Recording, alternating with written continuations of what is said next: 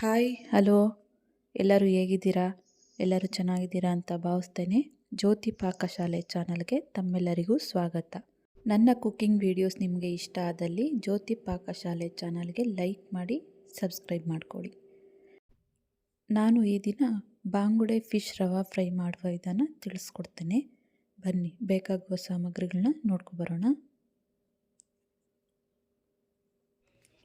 ನಾನಿಲ್ಲಿ 1 kgಯಷ್ಟು ಬಾಂಗುಡೆ ಫಿಶ್ನ ತಗೊಂಡಿದ್ದೀನಿ. ಕ್ಲೀನ್ ಮಾಡಿ ತೊಳೆದು ಇಟ್ಕೊಂಡಿದ್ದೇನೆ. 1 ಟೇಬಲ್ ಸ್ಪೂನಷ್ಟು ಕಾರ್ನ್ ಫ್ಲೋರ್ ತಗೊಂಡಿದ್ದೇನೆ.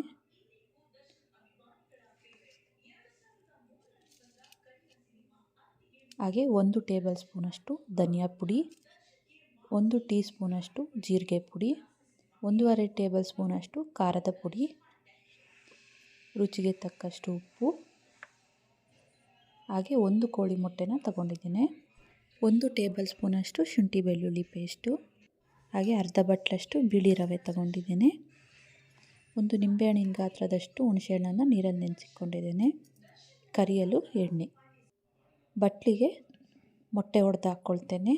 ಹಾಗೆ ಧನಿಯಾ ಪುಡಿ, ಅಚ್ಚ ಪುಡಿ, ಜೀರಿಗೆ ಪುಡಿ, ಉಪ್ಪು, ಶುಂಠಿ ಬೆಳ್ಳುಳ್ಳಿ ಪೇಸ್ಟು ಎಲ್ಲವನ್ನು ಹಾಕ್ಕೊಂಡಿದ್ದೇನೆ. ಇದಕ್ಕೀಗ ಹುಣಸೆಹಣ್ಣಿನ ರಸನ ಹಾಕ್ಕೊಳ್ತೇನೆ.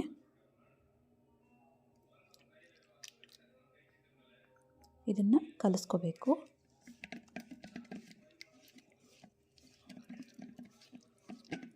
ಉಂಡೆ ಇಲ್ಲದೆ ಹಾಗೆ ಕಲಿಸ್ಕೋಬೇಕು. ಇದನ್ನು ನೋಡಿ, ಈ ರೀತಿ ಕಲಿಸ್ಕೊಂಡಿದ್ದಾಯಿತು.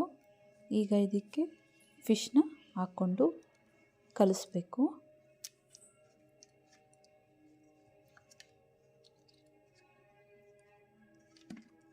ಈ ರೀತಿ ಫಿಶ್ನ ಹಾಕ್ಕೊಂಡು ಕಲಿಸ್ಕೊಳ್ಬೇಕು ಎಲ್ಲನೂ.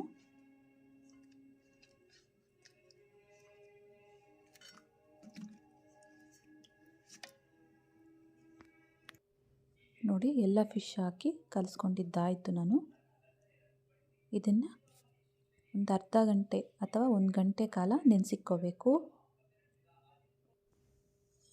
ಒಂದು ತಟ್ಟೆಗೆ ರವೆನ ಹಾಕ್ಕೊಳ್ತೇನೆ.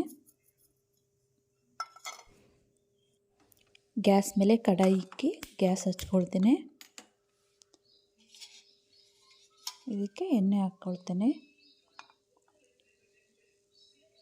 ಎಣ್ಣೆನ ಕಾಯಿಸ್ಕೊಳ್ಳೋಣ.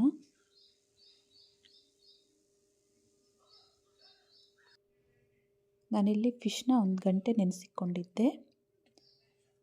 ಈ ರೀತಿ ಒಂದು ಫಿಶ್ ತಗೊಂಡು ಇದನ್ನು ರವೆಗೆ ಹಾಕಿ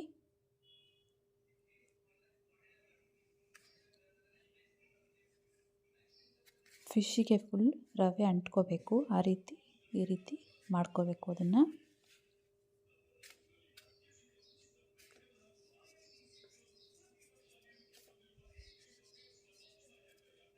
ಫಿಶ್ಶಿಗೆ ಫುಲ್ಲು ರವೆ ಅಂಟ್ಕೊಂಡಾಗ ಇದನ್ನು ಎತ್ತಿ ಎಣ್ಣೆಯಲ್ಲಿ ಬಿಡೋದೇನೆ.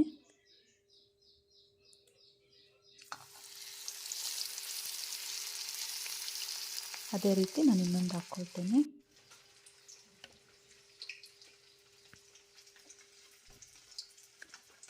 ಫಿಶ್ಶಿಗೆ ಫುಲ್ ರವೆ ಅಂಟ್ಕೊಳ್ಳೋ ಹಾಗೆ ಈ ರೀತಿ ಮಾಡ್ಕೋಬೇಕು.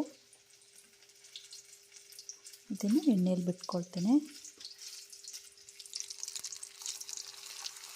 ಹಾಗೆ ಇನ್ನೊಂದು ಹಾಕ್ಕೊಳ್ತೇನೆ.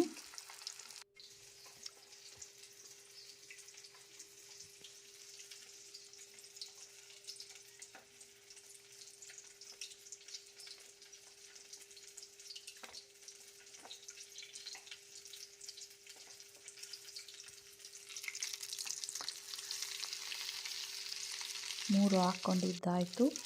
ಇದನ್ನು 2 ಕಡೆ ಬ್ರೌನ್ ಕಲರ್ ಬರೋ ತನಕ ಎಣ್ಣೆಯಲ್ಲಿ ಕರಿಬೇಕು. ಇದನ್ನು 2 ಕಡೆ ಟರ್ನ್ ಮಾಡಿಕೊಂಡು ಕರಿಬೇಕು. ನೋಡಿ, ಆಯಿತು. ಪ್ಲೇಟ್ಗೆ ತೆಗಿತೀನಿ.